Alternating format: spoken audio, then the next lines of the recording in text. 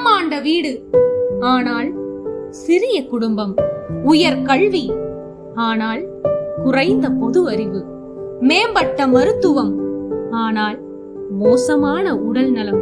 அதீத வருமானம், ஆனால் மன அமைதி இல்லை. மிகுந்த நுண்ணறிவு, ஆனால் குறைவான உணர்ச்சிகள்.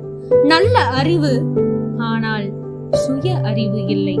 விலையுயர்ந்த கடிகாரம், ஆனால் நேரம் இல்லை. எண்ணிலடங்கா இணையதள நண்பர்கள், ஆனால் உண்மையான அன்பு இல்லை. பறந்து விரிந்த மனிதர்கள், ஆனால் குறுகிய மனிதநேயம். இன்றைய சமூகத்தில் யாரும் உதவிக்கரங்கள் நீட்ட விரும்புவதில்லை.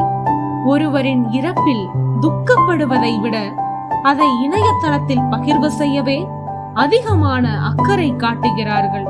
அதுவே இன்றைய வேதனையான நிலைமை. விலங்குகள் இந்த பூமிக்கு எந்த தீங்கையும் எந்த சுமையையும் அளிக்கவில்லை.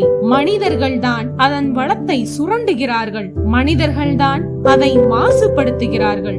துரதிர்ஷ்டமாக இங்கு சில முதியோர்கள் இறந்த பிறகே தன் குழந்தைகளிடம் இருந்து மரியாதை பெறுகிறார்கள். தண்ணீரை விட இன்று இணையம் முக்கியத்துவம் மிக்கதாக மாறிவிட்டது.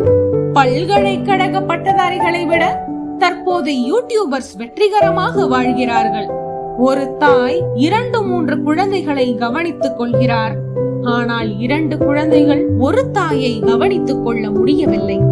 சுவை பிடிக்காமல் சில மனிதர்கள் உணவை குப்பையில் கொட்டும் போது ஏதாவது மிச்ச உணவாகிலும் கிடைக்காதா என ஏங்கும் சில மனிதர்கள் மற்றொரு புறம்.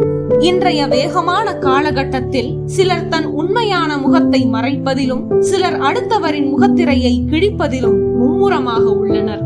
இந்த நவயுக வேகமான நகர்வுகளில் நான் எங்கே நிற்கிறேன், நீ எங்கே நிற்கிறாய்?